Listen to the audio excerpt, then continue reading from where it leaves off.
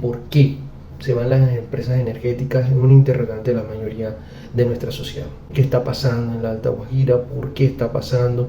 La pregunta de por qué las empresas energéticas, en especial las de energía eólica, se están yendo del departamento. Yo lo dividí en 3 factores. El primer factor es la falta de acuerdo entre las empresas generadoras y la comunidad.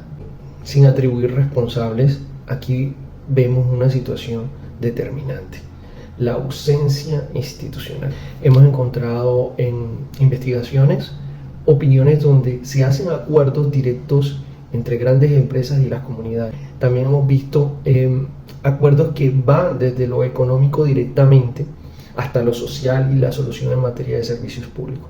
Pero no hay una línea que establezca una metodología de cómo se hacen esos acuerdos. Por eso, ante una comunidad se pueda lograr un acuerdo que tenga relación con el pago de dinero, otro con el pago en especie, otro con las reformas de algunos cementerios, otro con algunas vías, algunas soluciones de agua o de energía.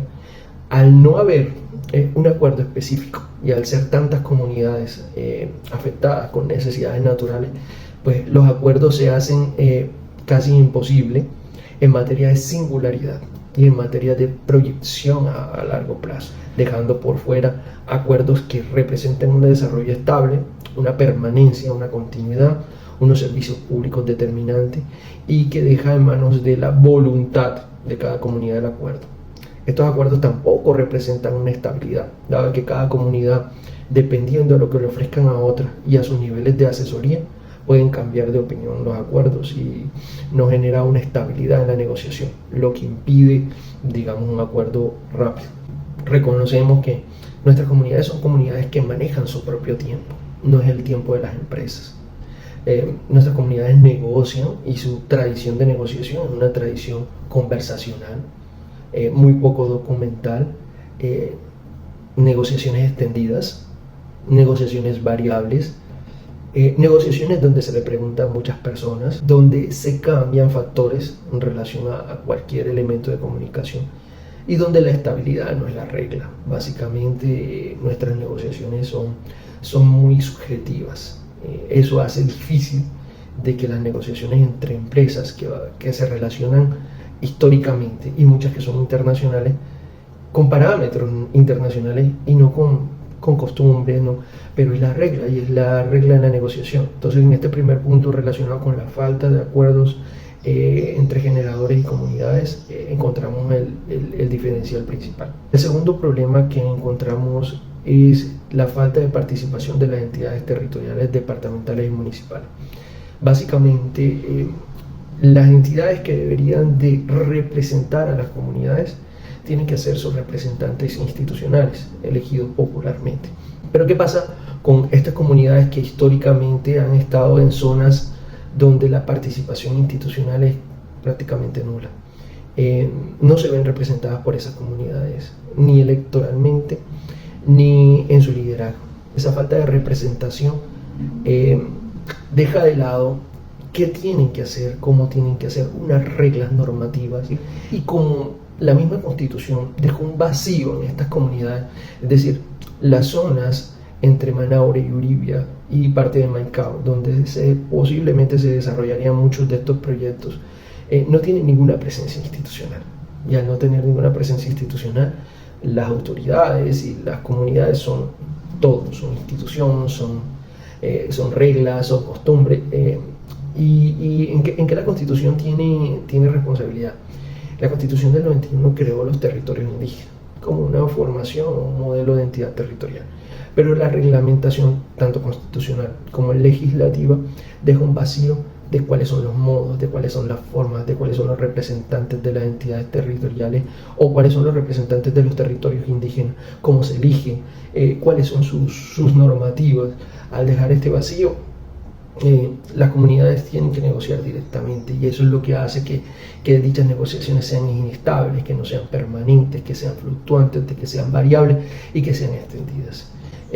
Si nosotros tuviéramos una reglamentación En materia de autoridades que representan los territorios indígenas, básicamente la representación del territorio sería la base, digamos, que generaría estabilidad en las negociaciones, y sería esta la que recogería todas las necesidades, inquietudes y observaciones, y sería esta también la que administraría parte de los recursos aportados, para que los recursos no simplemente resuelvan un problema espacial o temporal, sino que resuelvan un problema en materia de generalidades, para producir un desarrollo más conjunto.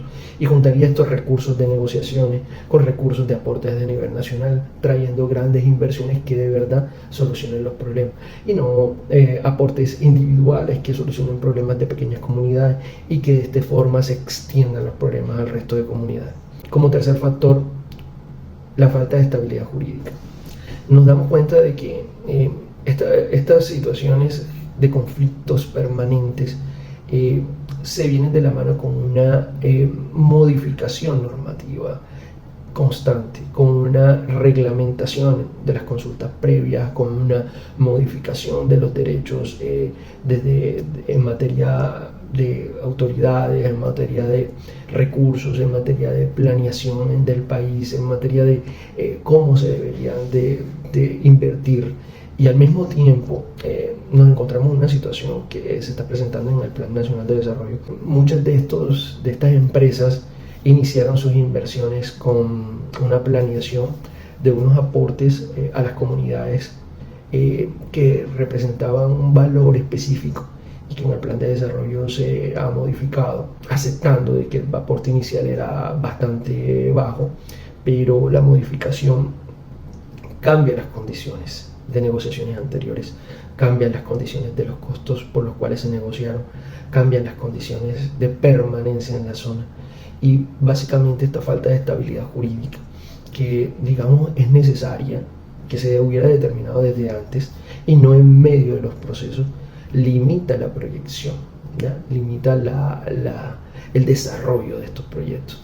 Es decir, anterior al plan de desarrollo, los aportes que estas empresas entregaban a las comunidades a título de transferencia era el 1% de los ingresos brutos por la transferencia de energía. Las comunidades han sido en ocasiones comentadas o asesoradas sobre la base de exigir mucho más de ese 1% del valor bruto, es decir, el 1% de todo lo que recibo, sin deducir los costos, sin deducir demás. Y entonces en medio de estas asesorías le han dicho, no, podemos exigir más. Y pues sí, la verdad, el 1% es muy poco, ¿ya?